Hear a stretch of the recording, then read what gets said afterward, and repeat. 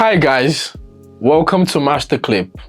On today's tutorial, I'm going to be talking about camera movements. I'm going to be talking about 3 camera movements that I believe every amateur, beginner and professionals alike should know about. The first is the handheld, the second is the tripod, and the next, the gimbal. It all depends on the shot. It depends on the story you're trying to tell with the particular frame, with the particular image you're trying to shoot. So starting with the handheld, this is like the most popular camera movement that everybody's going to be familiar with. When you get the camera for the first time, before you get your gimbal, before you get your tripod, you're going to have to move your camera with your hand, right?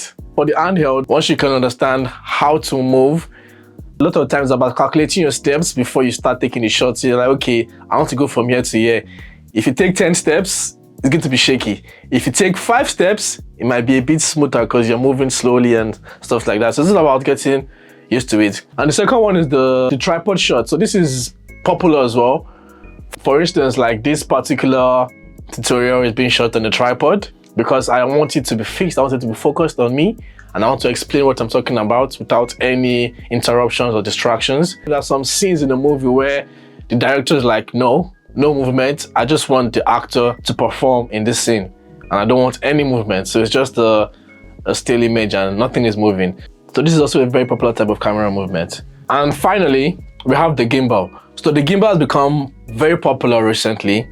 The gimbal is like the solution for the handheld.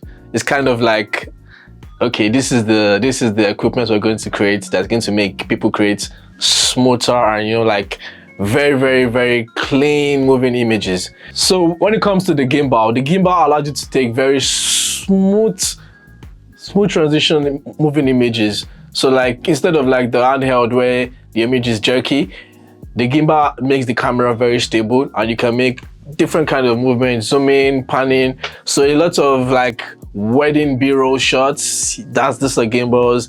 A lot of like real estate videography where you're just capturing like like a living room. So you want it to be smooth, you don't want it to be jerky, and you want it to look professional. So that's where the gimbal comes in place. So those are the 3 key camera movements. The most important thing to take out of this tutorial today is it depends on the shot you want to take. As long as you know what it is that you want the shot to take, you know how it wants to go, then you can pick on which of the camera movements and which of the equipment you need to make that shot work. Thank you for listening to today's tutorial. As always, we'll keep posting more videos and more tutorials to help our community grow. Comment, subscribe, and help the community grow. As always, I'm Yusuf Muhammad Bashir, and you're tuned into Master Clip. Thank you.